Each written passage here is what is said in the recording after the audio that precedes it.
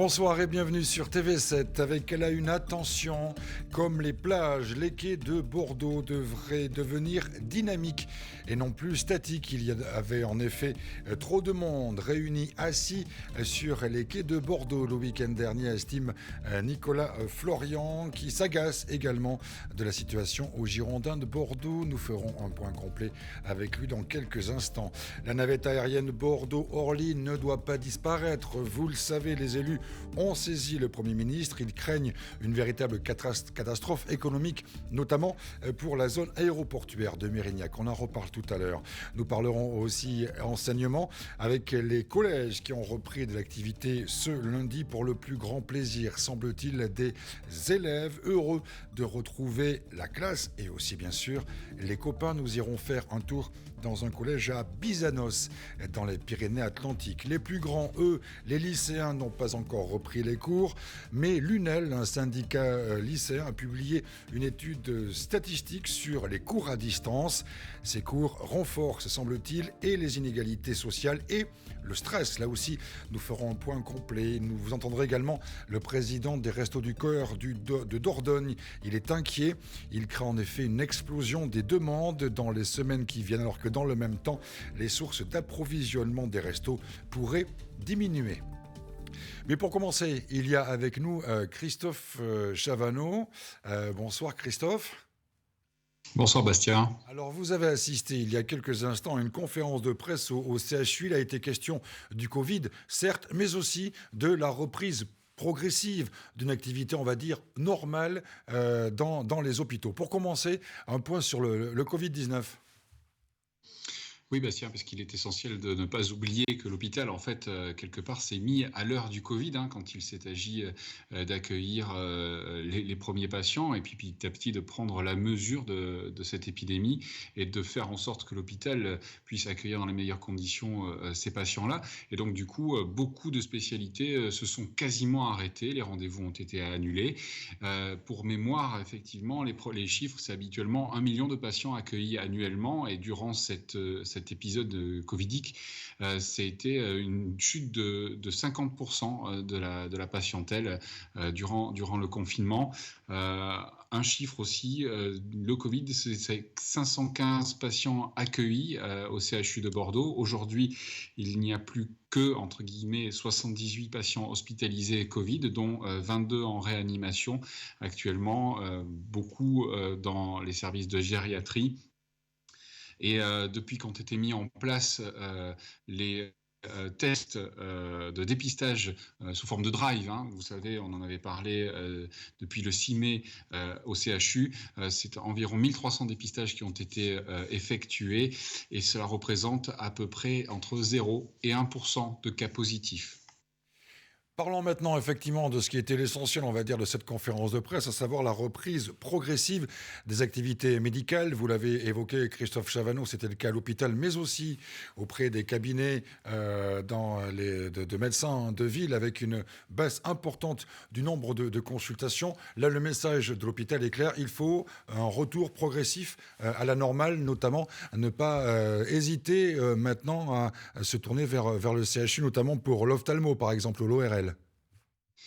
Exactement, puisque effectivement les consultations ont été naturellement repoussées, reprogrammées, annulées pour laisser place entre guillemets aux patients Covid, libérer des lits, libérer des salles de chirurgie, enfin tout ce qui était nécessaire à l'accueil et à l'augmentation du niveau d'accueil de l'hôpital à travers sa capacité en lit et notamment en réanimation pour les patients Covid. Aujourd'hui, bien les spécialités se remettent en marche, reprennent rendez-vous avec les patients, en catégorisant bien évidemment les patients qui ont le plus besoin et urgemment de rendez-vous, ceux qui en ont moins besoin et ceux qui en ont encore moins besoin. Donc du coup, c'est une reprise d'activité qui va s'étaler peut-être sur 6 mois pour certains, le temps de revoir un rendez-vous.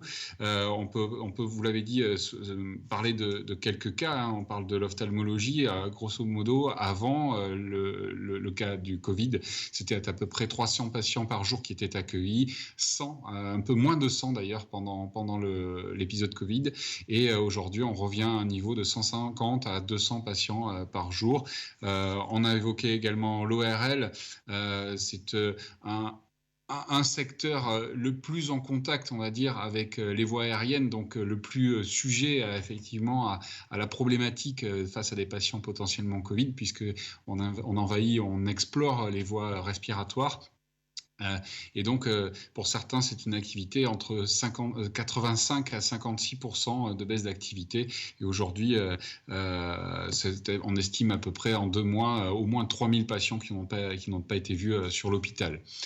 Vous le disiez par rapport à la médecine générale, mais aussi à d'autres médecines plus dures. On parle de l'infectiologie notamment. Des patients n'ont pas voulu aller consulter pendant cette période et n'ont volontairement pas souhaité être consultés. Et aujourd'hui, on se retrouve avec des pathologies aggravées qui auraient pu être soignées. Et là, aujourd'hui, notamment des pathologies infectieuses qui sont plus graves qu'elles n'auraient pu être si les patients avaient consulté en temps et en heure. Dernière question, Christophe. J'imagine qu'effectivement, s'il y a une reprise progressive des activités au CHU, c'est que tout peut se faire dans des conditions sanitaires optimum. Exactement, tout est mis en place au CHU pour que l'hygiène soit au maximum de son efficacité. Il a déjà été éprouvé durant l'épisode Covid. Aujourd'hui, les normes sont accentuées, des cycles de formation pour les professionnels sont mis en place pour justement essayer de maîtriser au mieux les mécanismes d'hygiène aujourd'hui à mettre en place. Il y a notamment photo Covid, et pour que les patients des autres services soient accueillis dans de bonnes conditions d'hygiène et n'aient aucune difficulté à accéder à l'hôpital. Voilà, merci beaucoup Christophe Chavaneau avec, on le rappelle donc, la reprise progressive des activités médicales et chirurgicales au CHU de Bordeaux. Voilà pour ce point complet. Sachez par ailleurs que la CGT, le syndicat CGT du CHU de Bordeaux demande la réquisition des masques dans les magasins, estimant effectivement que le personnel hospitalier doit se contenter de masques bricolés et inadaptés alors que les supermarchés vendent des masques au public qui répondent en tout point aux normes exigées. Donc la CGT, vous l'avez compris, demande la réquisition de ces masques dans les magasins. Je vous le disais également en titre, Nicolas Florian a fait aujourd'hui un point sur la première semaine de déconfinement. Vous allez l'entendre, cela s'est selon lui plutôt bien passé, avec, attention, un petit bémol du côté des quais de Bordeaux qui pourrait bien passer en quai dynamique, un petit peu que la même chose que ce que l'on voit sur les plages, avec Nicolas Florian qui a aussi abordé la crise du côté des Girondins de Bordeaux. On fait le point tout de suite avec lui. Nicolas Florian, bonsoir. Bonsoir.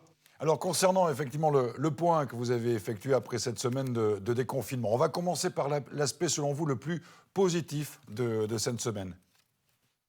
Le respect par les Bordelaises et les Bordelais des mesures de distanciation, de porter le masque rue Sainte-Catherine. Voilà, l'esprit apaisé et serein dans l'occupation du domaine public. Je ne vous cache pas que j'ai une petite alerte sur les quais, où on va sûrement changer l'arrêté et toujours permettre à nos concitoyens d'accéder sur les quais, mais d'avoir des quais dynamiques, un peu comme ce qui se passe sur les plages, parce que même si c'est humain, beaucoup se sont retrouvés pour pique-niquer. Et ça, il faut faire attention. Donc, je vais modifier le dispositif à ce niveau-là. Mais autrement, dans l'ensemble, je trouve que les choses se passent sereinement. Les enfants qui ont repris le chemin de l'école, ça s'est fait dans de bonnes conditions. Les transports fonctionnent bien. Pour le moment, moi, je suis content de voir comment les choses se sont déroulées depuis une semaine. Par rapport à cet arrêté, ça pourrait être modifié d'ici ce week-end ou avant même ? Oui, d'ici ce week-end. Moi, je suis en discussion avec Madame la préfète pour prendre des dispositions, un peu comme je vous le disais, sur ce qui se fait sur les plages, avec la notion de quai dynamique. On peut toujours déambuler, cheminer, mais éviter que les gens se regroupent pour faire un pique-nique. Ouais, parce que c'était vrai, c'était un peu particulier ce week-end à Bordeaux, savoir qu'on ne pouvait pas mettre de serviettes sur la plage et voir plein de personnes assises sur la pelouse, c'était assez paradoxal. Concernant les classes, toutes les classes vont reprendre dans le primaire en tout cas à partir de lundi, là aussi dans de bonnes conditions. Je l'espère, on travaille en étroite collaboration avec l'éducation nationale et on est en train de déterminer le nombre d'enseignants qui seront présents et le nombre de salles qui seront ouvertes. On est en train de travailler là-dessus, mais les classes réouvriront à partir de lundi. Le plus négatif, parce qu'on a vu les aspects positifs globalement, le négatif, qu'est-ce qui ne marche pas? Moi, je n'ai pas identifié de secteur qui vraiment ne marche pas. Sinon, une reprise de l'activité économique est encore trop faible, hein, et qui va demander du temps, ça va être progressif. Et donc je ne dirais pas que c'est pas que ça ne marche pas, mais c'est qu'on sent encore une très grande inquiétude. Et puis par ailleurs, sur Bordeaux, le fait que les restaurants, les bars ne puissent pas réouvrir, alors que c'est un secteur d'activité très important pour l'économie de la ville, c'est un facteur d'inquiétude. Je ne dirais pas que ça ne marche pas, mais c'est une inquiétude. Et d'ailleurs, je m'inquiète aussi des lendemains de cette crise. Il faut se préparer à avoir des difficultés sociales, économiques et à charge pour l'État. Et l'État est en train de préparer un plan de relance et nous, les collectivités, pour soutenir au maximum nos entreprises, parce que derrière, il y a l'enjeu de l'emploi. L'emploi, c'est important justement. De quels moyens vous disposez pour aider un petit peu certaines entreprises? C'est plutôt la métropole, mais vous, du côté de Bordeaux, qu'est-ce que vous pouvez faire à votre niveau? Moi, en tant que vice-président à Bordeaux Métropole, je travaille et je porte un projet de financement et d'aide au secteur économique que nous sommes en train de discuter avec une possibilité de faire des prêts à taux zéro, favorisant l'investissement, l'innovation. Et on est en train de travailler ça avec mes collègues maires, c'est moi qui porte le projet, les services.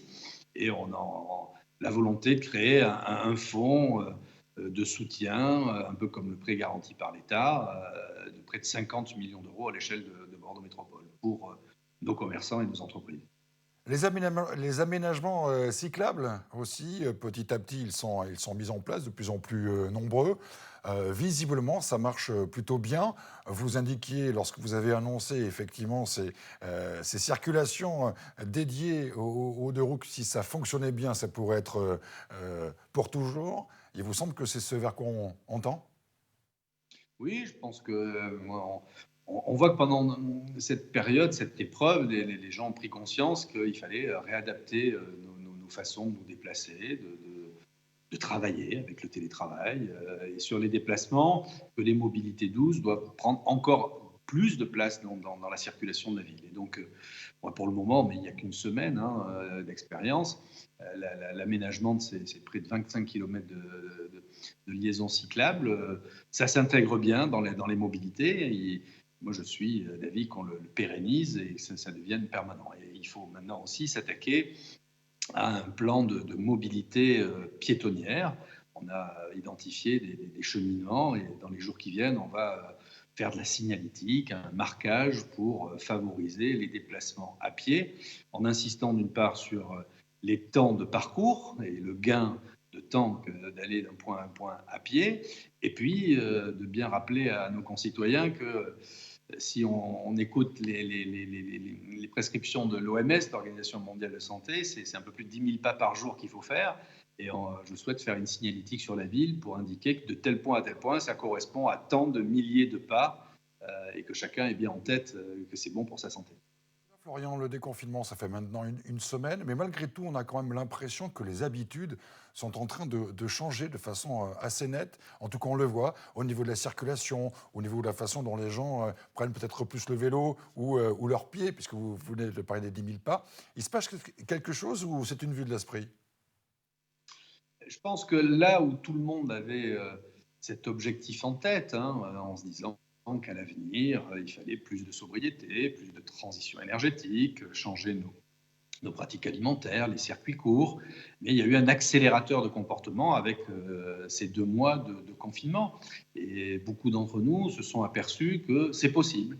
Le télétravail, ça fonctionne.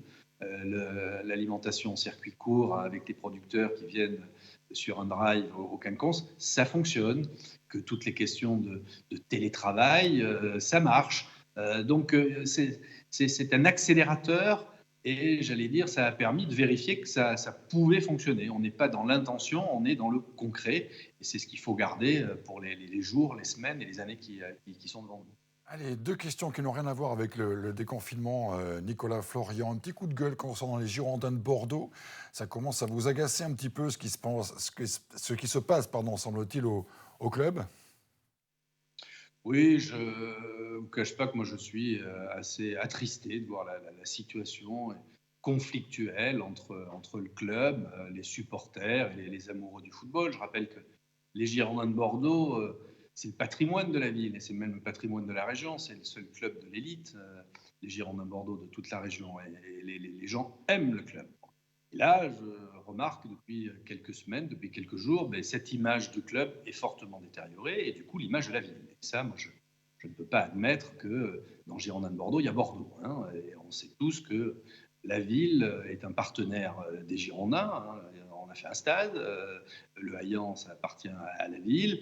Et moi, je ne souhaite pas, et je vais m'impliquer dans ce dossier pour amener un petit peu d'apaisement et puis éviter cette escalade verbale entre les uns et les autres parce que personne n'y a intérêt. Et en tout cas, moi, je n'accepte pas que nous soyons arrivés à un tel climat délétère et que ça entache à ce point l'image de la ville. Vous avez un message à adresser aussi bien au président qu'aux supporters et quel rôle vous voulez jouer maintenant ? Le message, je leur adresserai personnellement. Moi, dans mon esprit, c'est plutôt les alerter. C'est pour ça que je le fais publiquement. Moi, j'ai essayé de faire la médiation entre les supporters sur la billetterie, la direction du club. Bon, je m'aperçois que c'est compliqué, donc je vais essayer de remettre tout le monde autour de la table. Mais je vais d'abord et surtout m'adresser au propriétaire du club pour connaître véritablement ses intentions. Est-ce que le propriétaire du club s'inscrit dans la durée ? Est-ce que le propriétaire du club a plutôt l'intention de céder le club? C'est les premières questions que je vais poser au propriétaire du club et qu'il remette bon ordre dans tout ça. Question plus politique pour terminer, Nicolas Florian, pour le 28 juin, vous êtes prêt ? Moi, je ne me pose pas encore la question. Je me soumets à l'avis du conseil scientifique et les élections ne pourront ou ne pourraient se dérouler que si la situation sanitaire le permet. Ça, c'est le premier point. Second point, la crise, elle n'est pas terminée. Donc moi, je ne suis pas aujourd'hui dans une optique électorale. Je ne suis pas en campagne électorale. J'ai beaucoup à faire pour m'occuper du quotidien, préparer l'avenir, bien évidemment. On en parlait tout à l'heure sur les nouveaux comportements, les nouvelles politiques publiques. Mais aujourd'hui, je ne suis pas dans un état d'esprit de quelqu'un qui est en campagne électorale. Je gère la ville au mieux, en prenant soin, dans l'humilité, j'ai souvent dit, face à qui aurait pu prévoir cette crise sanitaire? Personne. Donc il faut de la puissance dans les réponses de l'action publique, c'est ce qu'on essaye de mettre en œuvre, l'État, nous les collectivités, la mairie de Bordeaux, mais aussi de l'humilité. Et l'humilité me pousse à considérer que tout ça n'est pas derrière nous. Et, on doit d'abord s'occuper de la sécurité et la santé de nos concitoyens avant d'imaginer une quelconque campagne électorale. Si les élections sont en juin, on fera une campagne électorale, mais pour le moment, je suis moins investi sur la crise sanitaire du moment. Merci beaucoup, Nicolas Florian, d'avoir fait ce point avec nous. Bonne soirée. Merci, au revoir. Il ne faut pas que la navette aérienne Bordeaux-Orly disparaisse. Nous en parlions hier avec Patrick Seguin, le président de la Chambre de commerce et d'industrie Bordeaux-Gironde. Lui et notamment Alain Ziani ou encore Alain Rousset ou Patrick Bobet ont fait part de leurs inquiétudes dans ce sens. Ils ont même adressé une lettre au Premier ministre. Pourquoi ? Eh bien, tout simplement parce que le gouvernement propose une aide de 7 milliards d'euros pour soutenir Air France, mais en contrepartie de l'abandon de certains vols intérieurs et dont la liaison Bordeaux-Paris. Ce serait une catastrophe économique, notamment bien sûr pour la zone aéroportuaire de Mérignac. Le point avec Franck Poirot. La navette Air France n'aurait pas de vocation touristique. Elle servira essentiellement pour les déplacements professionnels entre Mérignac et le sud-ouest de Paris autour de Orly. Cette zone de l'Île-de-France regroupe bon nombre de sièges de sociétés aéronautiques. Chaque année, cette navette Air France transporte 550 000 passagers. Sa suppression pourrait avoir raison du développement économique de la zone aéroportuaire de Mérignac, c'est ce qui ressort d'un courrier envoyé par plusieurs responsables politiques locaux au Premier ministre. Les 300 entreprises du secteur de l'aéronautique de la métropole, dont une majorité sont situées sur la zone de l'aéroport de Mérignac, emploient actuellement 35 000 personnes. Sans cette navette, les grosses entreprises du secteur de l'aéronautique, comme Dassault par exemple, pourraient revoir leur stratégie de développement et d'investissement sur la métropole bordelaise, selon le maire de Mérignac, l'un des signataires de cette lettre. Il y a des gens qui voulaient aujourd'hui transférer un certain nombre de leurs bureaux d'études, bureaux de recherche, et vous savez que dans la région, on manque de bureaux d'études et de bureaux de recherche, et qui aujourd'hui se posent des questions, en disant si c'est pour que nos salariés ne puissent pas faire l'aller-retour dans la journée, ça ne nous intéresse pas, il vaut mieux aller ailleurs, ou rester là où nous sommes, c'est-à-dire dans la région parisienne, ou bien aller à Toulouse, qui est une grande ville aussi de l'aéronautique, ou dans d'autres villes où nous aurons des facilités de transport nettement supérieures. L'année de la mise en service du TGV entre Paris et Bordeaux, la navette Air France a perdu 40% de sa clientèle, mais elle se maintient à 550 000 passagers par an depuis 2 ans et demi. Une preuve de plus pour ces responsables politiques et économiques girondins de son utilité dans les déplacements professionnels entre le sud-ouest parisien et Mérignac. Selon ces responsables, son arrêt pourrait donc mettre un frein au développement de l'aéroparc, qui doit créer 15 000 emplois d'ici 2030. De son côté, l'aéroport a prévu un plan de 170 millions d'euros d'investissement dans son infrastructure pour ces prochaines années. 25 millions doivent être consacrés à supprimer les gaz à effet de serre de l'aéroport d'ici 2030. Un plan qui pourrait être remis en cause si la navette Air France entre Orly et Mérignac venait à disparaître. Elle pèse aujourd'hui 10% du trafic. C'est une ligne structurante en termes d'économie pour l'aéroport. Le conseil d'administration de la plateforme aéroportuaire de Mérignac devrait se pencher sur cette question prochainement. En revanche, le maintien de cette navette ne fait pas forcément l'unanimité. Pour preuve, le communiqué de presse de Pierre Urmic, candidat écologiste à Bordeaux pour la liste Bordeaux respire, qui dit que la diminution du trafic aérien, à commencer par le trafic intérieur, est un impératif climatique. Le redressement économique de nos entreprises ne peut s'exonérer de contreparties écologiques et climatiques. Le courrier commun s'aligne sur la position des industriels sans chercher avec eux des solutions nouvelles. Voilà pour le point de vue de Pierre Urmic. Le député également Loïc Prudhomme a également, lui, envoyé un communiqué estimant que, comme ses élus et le directeur de la Chambre de commerce, je souhaite qu'il y ait des emplois dans la métropole bordelaise et en Gironde, mais pendant qu'ils défendent les emplois du monde d'avant, je propose que cette fermeture de ligne pour des motifs écologiques soit l'occasion de réorienter, voire de créer des emplois soutenables et non délocalisables. Voilà donc pour le point de vue du député Loïc Prudhomme. Nicolas Florian évoquait tout à l'heure la rentrée dans toutes les classes des écoles primaires de Bordeaux ce lundi, mais vous le savez également depuis le début de la semaine, ce sont les collégiens de 6e et de 5e qui ont retrouvé le chemin des classes. Ce lundi, c'était le cas par exemple au collège de les Lavandières du côté de Bizanos dans les Pyrénées-Atlantiques. C'est là également que la rectrice d'académie, Anne Bissani-Fort, a fait elle aussi sa rentrée donc dans ce collège. Habituellement, il y a 600 élèves. Là, il n'était que 150. Regardez ce petit échange plutôt sympathique entre la rectrice de l'Académie de Bordeaux et ses élèves de 5e. Alors tous, vous étiez volontaires pour rentrer, c'était pas que vos parents qui demandaient? Oui. Qu'est-ce qui vous motivait plus pour revenir? Pour voir les copains et se sortir des écrans aussi. Se sortir des écrans? Ouais. Ça nous sur des idées. Moi, c'est pareil, c'est pour revoir les copains, mais pouvoir sortir ensemble, parce que même après le confinement, ma mère ne voulait pas trop que je sorte.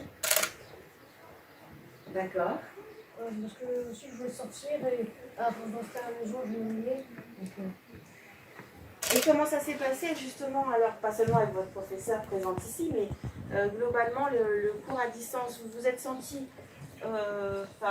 combien de temps vous y passiez et puis est-ce que vous avez senti que vous avanciez dans vos connaissances, est-ce que vous vous êtes senti en difficulté parfois? Je vais proposer, si tu veux dire aussi. Moi, j'y passais en moyenne 2 heures 2 heures pour faire les devoirs. Et après, je trouvais ça un peu moins intensif. D'accord. Qu'est-ce qu'il voulait témoigner aussi? Moi, je faisais le matin et si par exemple il rajoutait des trucs l'après-midi, je faisais l'après-midi et après j'arrêtais. D'accord, donc enfin, finalement ça te paraissait... Oui, je faisais Tu as eu des rythme. difficultés? Parfois oui, parce que les devoirs sont compliqués parce que mon père il est pas là parce qu'il travaille, il doit aller au boulot chez lui là-bas. Enfin, au travail pour y aller parce qu'il ne peut pas rester à la maison. D'accord, donc t'es pas seule là comme ça maintenant Ah non, au là collège. c'est bien parce que moi je pourrais comprendre quand elle expliquerait à l'écho.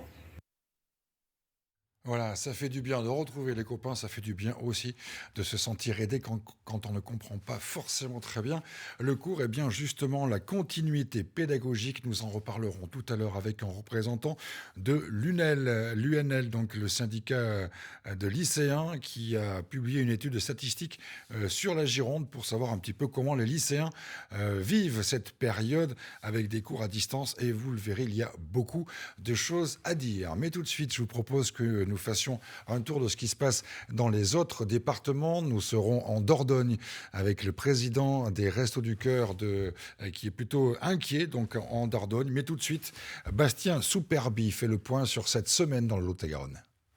En Lot-et-Garonne, dans la lutte contre l'épidémie de Covid-19, on est passé à la vitesse supérieure, et cela en matière de tests.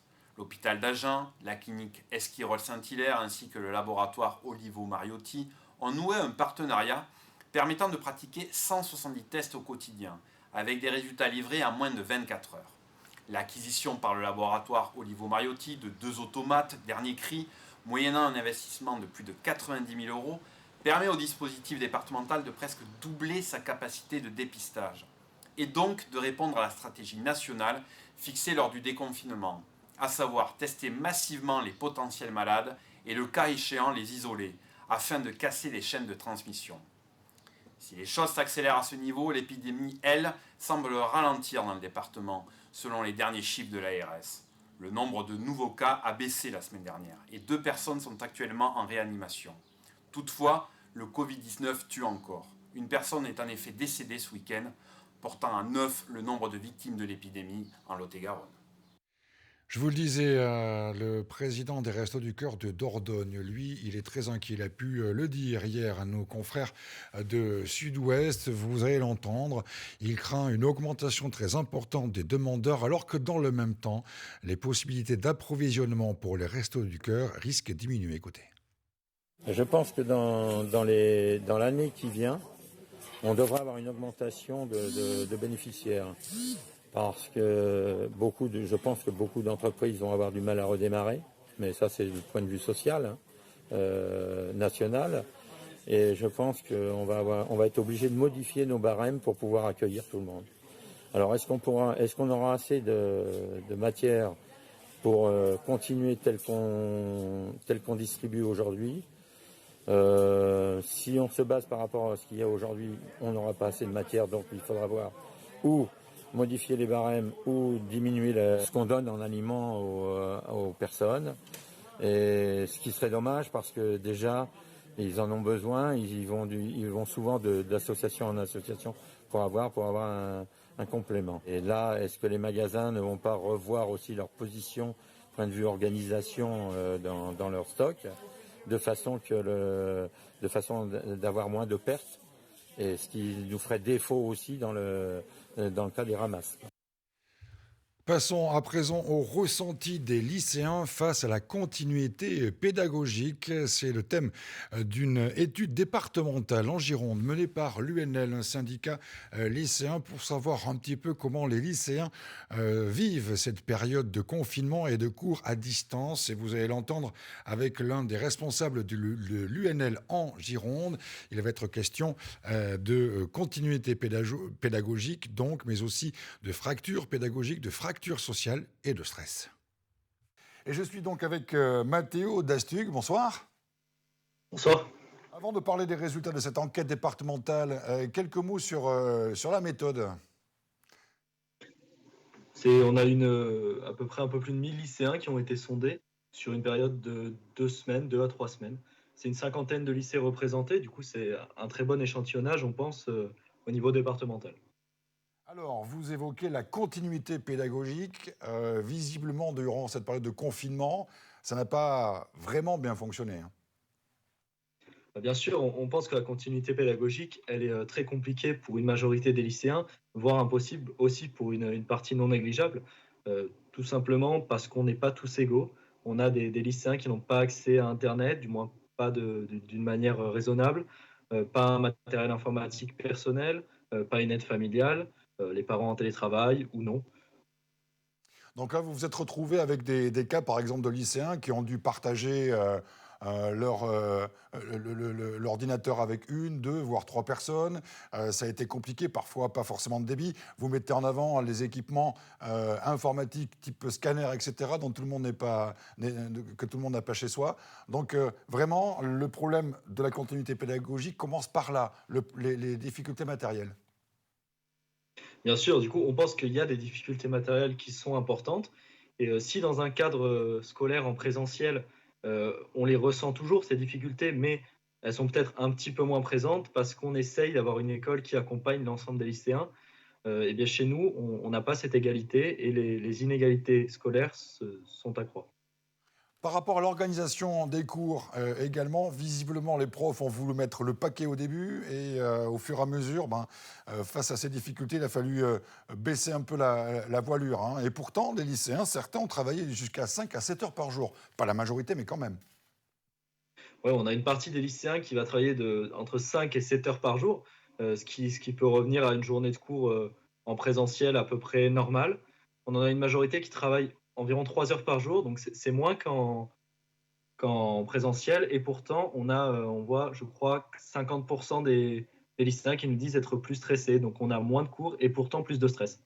Alors, à votre avis, vient d'où ce stress ? Ce stress, il vient du fait que c'est une situation inconnue, quelque chose auquel il faut s'adapter. Et toujours ce problème on n'est pas tous égaux. Seulement un élève sur 3 a pu être aidé par ses parents. Ça aussi, c'est un vrai problème. Bien sûr, on a uniquement un élève sur 3 qui peut être aidé par ses parents. À côté de ça, on en a une très faible minorité qui reçoit une aide extérieure. Et on en a 70% environ qui restent seuls pour travailler et livrés à eux-mêmes. Un élève sur 5 a eu un accès à Internet limité. 1 sur 3 a un équipement informatique à partager avec le reste de sa famille. 1 sur 4 n'a pas d'imprimante dans son foyer. Donc on voit là quand même que l'équipement est important. Vous l'avez dit, il y a bien évidemment à la base au lycée des problèmes de fracture sociale qui a été augmentée, semble-t-il, avec cette nouvelle façon de faire cours.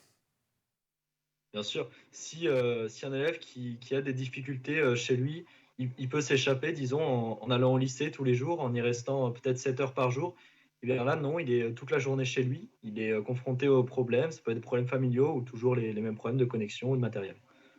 Il y a eu également une différence entre les lycées généraux d'enseignement général et puis les lycées pro. Là aussi, davantage de difficultés pour ceux qui suivent des cours dans les lycées pro. Bien sûr, pour le professionnel, il y a des difficultés en plus. Ça vient déjà du fait qu'on ne peut pas forcément exercer nos matières professionnelles. De plus, on a pas mal de lycéens dans le professionnel qui n'ont pas leurs cours généraux maintenus, ou du moins pas suffisamment. Et oui, la continuité pédagogique dans le professionnel est d'autant plus compliquée. Concrètement, vous demandez quoi ? Que ce genre d'expérience soit vraiment uniquement lié à des situations d'urgence ?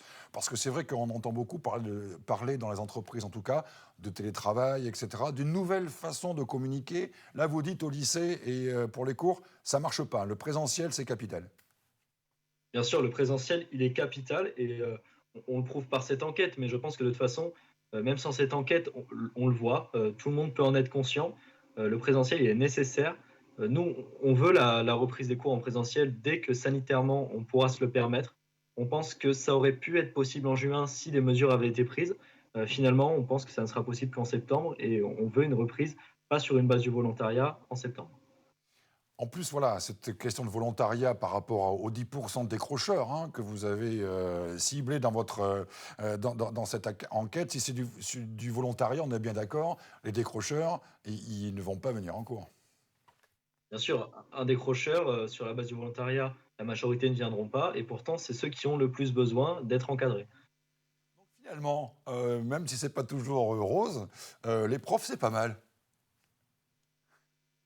Les profs, c'est pas mal. Je pense que si on leur demande leur témoignage, une majorité seront pas forcément d'accord avec vous. Pour les profs, c'est une situation qui est très inhabituelle aussi, et pourtant tout aussi compliquée. On a plusieurs cours, on a pu le voir dans le sondage, cours en visioconférence, qui ont dû être annulés parce que le professeur ne pouvait pas avoir le matériel informatique nécessaire ou la connexion Internet. Vivement la rentrée ? Bah écoutez, vivement la rentrée, mais vivement une rentrée qui se fera avec tous les élèves, mais avec de la sécurité, avec des règles d'hygiène qui doivent être respectées. Est-ce que vous craignez que le lycée que vous avez connu jusqu'au début de l'année 2020 ne soit plus du tout le même en septembre ? Je pense dans tous les cas qu'en septembre, on ne pourra pas reprendre comme s'il n'y avait pas eu de pandémie. C'est évident qu'il y aura des modifications à apporter et qu'il y aura des changements. On espère que ces changements pourront être positifs, pourront se faire dans le bon sens. Mais oui, bien sûr que ça ne sera jamais comme avant. Un petit mot sur la valeur du diplôme pour ceux qui ont eu le bac en 2020, là, donc cette année. Est-ce que vous craignez que ce soit un bac au rabais et que ça pose problème pour eux pour la suite ? Je pense oui, c'est une des craintes qu'on peut avoir et qui se prouvera d'ici quelques temps. Mais je pense que c'est une vraie crainte, oui, parce que tout simplement, ce n'est pas un bac habituel et il aura forcément une valeur différente. Encore une question, parce que c'est le grand jour pour vous, Parcoursup. Là aussi, c'est un stress supplémentaire, on va dire. Après les semaines qu'on a connues, la Parcoursup, c'est la cerise sur le gâteau. C'est sûr que forcément, les événements s'enchaînent. Parcoursup, c'est une chose en plus qui est particulièrement stressante pour les lycéens en terminale. Et c'est une épreuve en plus à affronter après tout ce qu'ils viennent déjà d'avoir. Mathéo Dastuc, dernière question. Alors, je vais plutôt parler aux lycéens que vous êtes, plutôt qu'aux représentants de l'UNL. On parle beaucoup du monde d'après, on parle beaucoup de comment vous ressentez ça, vous, en tant que jeune. Vous vous dites, oulala, l'avenir est sombre, dans quel monde je vais vivre ? Ou est-ce que vous vous dites, allez, c'est le moment de se retrousser les manches, on va y arriver ? Non, je pense que oui, bien sûr qu'on pourra s'en sortir, qu'il va falloir s'habituer, réfléchir d'une manière différente, prendre plein de choses en considération qu'on ne prenait pas forcément avant. Mais évidemment, je pense qu'on pourra réagir. De toute façon, c'est ce qu'on est obligé de faire et on ne va pas pouvoir commencer comme ça éternellement. On va vous prendre pour un porte-parole, mais quand même en tant que représentant syndical, comment vous sentez celles et ceux avec lesquels vous militez ? C'est plutôt l'angoisse, le stress, la peur du lendemain ? Vous en parlez beaucoup entre vous déjà à la base ? Pour tous ceux qui sont en terminale, oui, c'est une stress, notamment avec les résultats Parcoursup. Et puis, on a énormément d'élèves en première. Ces élèves en première ont leur bac, l'oral de bac, pardon, qui ne savent pas vraiment comment il va se dérouler. On devra avoir des informations bientôt, mais ça, c'est une source de stress très importante, oui. Allez, toute dernière question. Est-ce que vous nous en voulez à nous, les vieux, les anciens de ce monde d'aujourd'hui ? Mais écoutez, je vous en veux, non, pas particulièrement. On est d'accord, hein. J'y suis pour rien. Je suis d'accord. Mais par rapport à, effectivement, la génération précédente, vous avez envie de nous dire, attendez, vous n'avez pas pu agir plus tôt, qu'est-ce que vous avez laissé faire ? Pour plein de questions, oui, peut-être. Je vous avoue que pour la crise du Covid-19, non, je ne pense pas qu'il y ait une responsabilité de ce type, mais pour plein d'autres questions, peut-être, oui. La principale, laquelle ? Bon, sur des questions écologiques, je pense, notamment, mais c'est une période bien sûr différente. Merci beaucoup en tout cas Mathéo de nous avoir fait part de cette enquête départementale donc, qui a des résultats assez parlants et d'un point de vue statistique assez costaud. Donc c'est une enquête qui vaut le coup d'être détaillée. Merci beaucoup en tout cas. Merci à vous. Voilà donc pour les lycéens et le stress du confinement et des cours à distance. C'était le week-end dernier, vous le savez, le déconfinement notamment sur les plages dynamiques, mais aussi sur l'eau. Vous allez voir dans quelques instants, regardez ces images. Ça a été tourné dimanche dernier en Charente-Maritime, au large de l'île d'Aix. Un pêcheur amateur a passé plusieurs minutes entouré d'un banc de dauphins. Il était, semble-t-il, tout à fait ravi.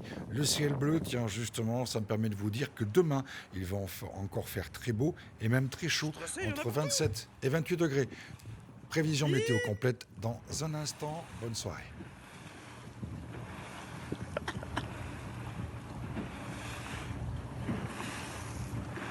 Ah, c'est trop stylé.